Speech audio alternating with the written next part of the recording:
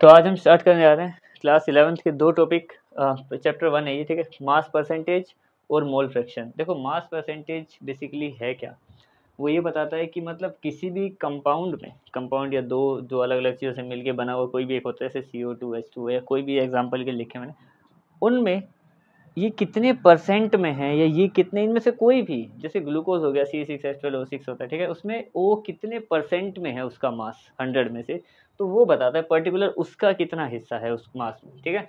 और mole fraction हमें बताता है कि मतलब बेसिकली मोल्स के हिसाब से उनकी क्या फ्रैक्शन बनेगी, यानी कि एक के moles by total number of moles.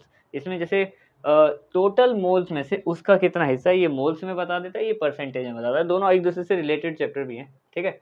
तो देखो मास परसेंटेज का जो फॉर्मूला होता है हमारे पास, MP लिख देता हूँ मैं, फिर परसेंटेज कॉम्पोजिशन भी बोलते हैं इसको। तो ये होता है हमारे पास मास ऑफ सोल्यूट जो कम मात्रा में है, जो या फिर जो पूछा गया है, ठीक है, मास ऑफ सॉल्यूशन टोटल जितना भी सब है, ठीक है, इनटू 100, ये बनता है इसका फॉर्मूला, ठीक है।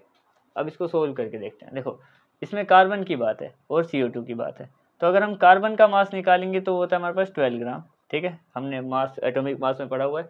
CO2 का टोटल मास अगर हम निकालेंगे तो देखो टोटल मास कितना होगा, ये 12 है और ये है 32, क्योंकि O दो बार है, 16 16 32, यानी कि टोटल 44, यानी कि CO2 का कितना आ गया, CO2 का आ गया हमारे पास 44 ग्राम्स, ठीक है। तो इसमें से निकाल लेंगे इसका सबसे पहले मास परसेंटेज ऑफ कार्बन। पहले कार्बन का मास ऊपर मास ऑफ सोल्यूट जो है, नीचे टोटल मास इंटू 100, इससे इसको डिवाइड कर दो। अब अगर मैं इसको इससे डिवाइड कर दूंगा तो ये जाएगा कितने पे, ये 22 आ गया, ये 50 आ गया, इससे और कट करेंगे तो ये 25 आ गया और ये 11 आ गया। अब इसको यहीं लिख देते हैं, 25 को 12 से करेंगे मल्टीप्लाई तो ये आ जाएगा 25 को अगर मैं 12 से मल्टीप्लाई कर दूँ तो ये आएगा 12 5 ज़ा 66, 12 2 ज़ा 24 और ये 3300। 300 को अगर मैं 11 से डिवाइड कर दूँ तो 11 2 ज़ा 22, ठीक है, और अगर यहाँ पे 2 आ गया तो 8 बचा 80, यानी कि 7 ज़ा 77, डेसिमल लगा देंगे तो ये आ गया 30, यानी कि फिर से 2 आ गया तो यहाँ पे फिर से आ गया 22, यानी कि आगे ये रिपीट हो जाएगा, यानी कि 27 27 27 चलता जाएगा, यानी कि हमारे पास फाइनल आंसर जो है वो है 27.2727 जितना आगे लिख सके। तो ये इसकी परसेंटेज कॉम्पोजिशन है कि मतलब वो उसमें इतना परसेंट का हिस्सा रखता है, यानी कि CO2 में कार्बन। आई बात समझ में? ये है एक तरीके से इसका मास परसेंटेज, ठीक है, ये निकाल दिया हमने। ऐसे ही हम O निकालेंगे H2O में। देखो H2O में O तो सीधी बात है काफ़ी ज़्यादा आएगा, क्योंकि H का वजन वैसे भी कम होता है ग्राम्स के हिसाब से, O का अकेला ही काफ़ी ज़्यादा होता है। तो हम निकालेंगे यहाँ पे मास परसेंटेज ऑफ ऑक्सीजन, ठीक है, इन H2O भी लिख सकते हो तुम इसके आगे। तो इसमें हम लिखेंगे वही, देखो ऑक्सीजन का कितना होता है मास, वो होता है 16 ग्राम्स, और टोटल H2O का कितना होता है, 1 और 1 2 मिलके 18 ग्राम्स होता है। आई बात समझ में? देखो ये एक हाइड्रोजन का एक ही होता है, तो 2 और 16 18 हो गए, ठीक है। तो ऊपर लिखेंगे ऑक्सीजन की बात है, तो अगर इसमें हाइड्रोजन पूछा होता तो मैं ऊपर 2 लिख देता, क्योंकि हाइड्रोजन तो 2 ही होते हैं इसमें, लेकिन वो पूछा नहीं है, जो पूछा होगा उसी का निकालेंगे हम यहाँ पे, ठीक है। इसको इससे अगर हम कट कर देंगे तो ये आ जाएगा हमारे पास 8/9, ठीक है। अगर मैं इस 9 से 100 को डिवाइड कर दूँ तो मेरे पास आ जाएगा 1.11, जहाँ तक मुझे लगता है ये जाएगा इससे कितने पे, 1 बचा 10, फिर हर बार एक एक आता रहेगा, हाँ ठीक है। तो अगर मैं इसको इससे मल्टीप्लाई कर दूँ 1 1 आता जाएगा इसमें आगे, तो ये आ जाएगा 88.88%, मतलब इतना हिस्सा ऑक्सीजन H2O में अपना मास, उसका वजन इतना, मतलब 100 में से इतना मास H2O में सिर्फ ऑक्सीजन का है, हाइड्रोजन का कम है, क्योंकि सीधी सी बात है हाइड्रोजन का मास ही कम होता है पहली बात तो, ठीक है, ये हो गया। अब बात करते हैं मोल फ्रैक्शन की। मोल फ्रैक्शन में क्या होता है, बस एक तरीके से प्रोबेबिलिटी चैप्टर जो था तुम्हारा क्लास 10 में उसी टाइप का होता है कि इसका एक फॉर्मूला होता है पहले तो, वो होता है कुछ इस तरीके से, इसमें हम एक्स बनाते हैं मोल फ्रैक्शन के लिए, कुछ ऐसे मान लो, और ए। तो मोल फ्रैक्शन अगर ए का निकालना है तो यहाँ पे हम लिखेंगे नंबर ऑफ मोल्स ऑफ ए, और ये नंबर ऑफ मोल्स ए और बी, अगर 2 हैं उसमें, 3 है तो A B C, 4 हैं तो ABCD, ऊपर वो जिसकी बात हो रही है, नीचे वो दोनों, नीचे सबका सम, ठीक है। और अगर मान लो 2 ही एलिमेंट है, ठीक है, तो अगर हमें XB निकालना है मान लो इस बार, मतलब मोल फ्रैक्शन ऑफ B, तो उसको हम 1 माइनस XA भी कर सकते हैं, जैसे हम प्रोबेबिलिटी में सेम काम करते हैं वही। अगर PE आ गया तो PE डैश के लिए 1 माइनस PE कर देते हैं, ठीक है, प्रोबेबिलिटी ऑफ इवेंट, ठीक है। और अगर ये नहीं करना तो B वाले में B लगा दो, बस यहाँ B रख दो, नीचे टोटल रखो, तो B वैसे भी आ सकता है। B चलो दोनों लिख देता हूँ मैं कि XB, ऐसे भी निकाल सकते हैं, कोई बड़ी बात थोड़ी है। ऐसे जैसे हमने A निकाला, number of moles in B upon number of moles in A plus number of moles in B, ऐसे भी कर सकते हो, ये दोनों तरीके ठीक है, ये भी और ये भी, ठीक है। उसके अलावा कुछ मोल फ्रैक्शंस की यूनिट्स हैं। अगर ये प्रोबेबिलिटी की तरह है ये, तो ये मैक्सिमम से मैक्सिमम 1 से नीचे नीचे रहने वाला है। अगर प्रोबेबिलिटी किसी भी चीज़ की होती है, हाँ मैक्सिमम 1 हो सकता है, कम से कम 0 हो सकता है, ठीक है। तो इनको अगर हम वही प्रोबेबिलिटी वाली 3-4 बातें बता सकते हैं इसमें। सबसे पहले तो ये टेम्परेचर इंडिपेंडेंट होता है, इंडिपेंडेंट, यानी कि टेम्परेचर से इसको कोई फ़र्क नहीं पड़ता मोल फ्रैक्शन को, ठीक है। मोल्स हैं, सीधी बात है, डिवाइड करना होता है हमें, ठीक है।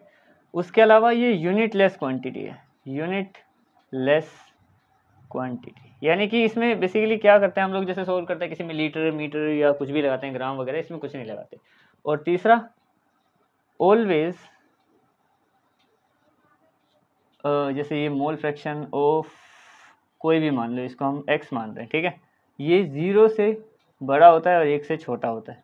एक तो ये बात हो गई, ठीक है। या तो ये ऐसे भी लगा सकते हैं, इक्वल टू, कभी कभार 1 भी हो सकता है पूरा का पूरा, कभी कभार 0 भी हो सकता है, पर इससे ज़्यादा कम या नहीं होता, 1 से ज़्यादा कभी नहीं आ सकता, जैसे प्रोबेबिलिटी के रूल्स हैं, वही सिंपल सी बात है। तो ये हो गया। और अगर हम देखें यहाँ पे, तो उसके अलावा अगर हम सम कर दें सबका, यानी कि एक तरीके से ये सम का सिंबल होता है, ठीक है। अगर हम सम कर दें जितने भी ये हैं हमारे पास x वाले, या ऐसे ही लिख देता हूँ, ये x तो नहीं, x से बड़ा निशान होता है इसका, a प्लस अगर मान लो 2 ही हैं तो उनका सम 1 के बराबर आएगा। अगर 5 है तो पाँचों का सम भी 1 के बराबर आएगा, जितने के बारे में पूछा है वो 1 ही आएंगे। इसका एक एग्जाम्पल भी देख लेते हैं भी आराम से, ये भी समझ में आ जाएगा। सॉल्यूशन देखो इसमें क्या बोला है, if 2 gram of hydrogen is present in 22 gram of carbon dioxide, सीधा सा कॉन्सेप्ट है, सीधा क्या बोला है इसमें, 2 ग्राम, हमें मोल्स की बात करें भाई, सब मोल्स में लिखा होता तो मोल्स निकाल लेंगे। अगर मैं 2 ग्राम ऑफ हाइड्रोजन को A मान लूँ तो ये कितना है, यहाँ पे मैं सीधा लिख देता हूँ 2 ग्राम ऑफ हाइड्रोजन, चलो ऐसे मान लो। और B क्या है हमारे पास, B है 22 ग्राम ऑफ CO2, ठीक है। ये मान लिया A और B से इनको डिनोट करें हम लोग, ठीक है। अब A का हम निकाल लेते, क्या बोलते हैं पहली बात तो मोल्स, तो मोल्स ऑफ A, हाइड्रोजन की बात है 2 ग्राम, तो सबसे मोल्स का फॉर्मूला क्या है, given mass by molar mass. तो गिवन मास कितना है 2, मोलर मास कितना होता है हाइड्रोजन का 1, और 2 हाइड्रोजन है तो यहाँ पे H2 हाइड्रोजन है यहाँ पे, तो 2/2 H2 आएगा, मतलब 2 ग्राम ऑफ हाइड्रोजन है तो 1/2, हाँ ठीक है, ये आ गया अपने पास 1, ठीक है।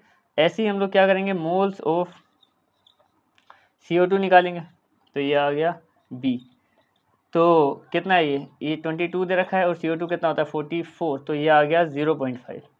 अब यहाँ पे कंफ्यूज मत हो ना कि मोल्स ऑफ A1 कैसे आ गए, ग्राम्स में दे रखा था ये 2, और हाइड्रोजन जो है वो डायटोमिक स्टेट में ही पाया जाता है, यानी कि H2 की फॉर्म में लिखा जाता है उसको, तो 2 हाइड्रोजन थे, इसलिए यहाँ पे मैंने इनका मोलर मास 2 लिखा है, जैसे हमने यहाँ पे भी देखा था। तो ये तो खैर इसमें भी डायटोमिक स्टेट में पाया जाता है, कंफ्यूज मत हो ना। तो मोल्स ऑफ A निकाल दिया मैंने, एक मोल्स ऑफ B निकाल दिया मैंने। अब मान लो मेरे को मोल फ्रैक्शन ऑफ A निकालना है, जो A हमने हाइड्रोजन को माना है, ठीक है। तो कैसे निकालेंगे, number of moles in of A, number of moles of A plus number of moles of B, तो ये कितना आ गया 1/0.5, तो ये आ गया हमारे पास 1/1.5, ठीक है।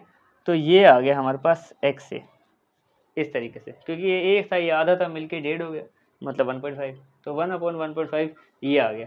अगर मेरे को XB निकालना है, ठीक है, ये हो गया हमारे पास XB, यानी कि मोल फ्रैक्शन ऑफ B निकालना है। तो कैसे निकालेंगे देखो, तब हम क्या करेंगे, तब भी हम या तो ये वाला रूल लगा लो, ऊपर हम 0.5 रख दें तो 0.5 आ जाएगा, चाहे ऐसे कर लो, चाहे फिर ये वाला लगा लो। तो अगर ये 1, इसको मैं 1 से माइनस कर दूँ, ये है जैसे कि मान लो 1 माइनस 1/1.5, ठीक है। तो इसका एलसीएम लेना पड़ेगा, खैर नीचे अभी आ गया फ्रैक्शन में वो पॉइंट आ गया, इसलिए एलसीएम तो लेने पड़ेगा। तो यहाँ पे अगर एलसीएम लेंगे इसका तो ये 1.5 ही आ जाएगा, 1.5 को 1 से करेंगे और दूसरा भी 1 तो 1.5 आएगा, माइनस का निशान, ये 1 ही आ जाएगा, तो ये आ जाएगा 0.5 अपॉन 1.5। और ये वैसे भी करता मैं तब भी आता, पता है कैसे, ध्यान से देखो। अगर मान लो मैं इसमें वैल्यू पुट करने लगता तो यहाँ पे ऊपर में 0.5 लिखने वाला था, क्योंकि ये कितना आया था हमारा 0.5। नीचे क्या लिखता 1 और 1.5, तो कुल मिला 1 और 0.5 तो कितना आता 0.5 अपॉन 1.5। और इस वाले तरीके से किया तो भी प्रोबेबिलिटी जैसे हम नॉर्मली माइनस करते हैं तब भी हमारा वही आया, ठीक है। तो ये तुम्हारे दो कॉन्सेप्ट थे, मास परसेंटेज और मोल फ्रैक्शन, जो हमने एक तरीके से डिस्कस कर लिया। न्यूमेरिकल्स इनके कई तुम प्रैक्टिस कर सकते हो, पर जो मैंने बेसिक यहाँ पे क्लियर कर दिया, ठीक है। That's it.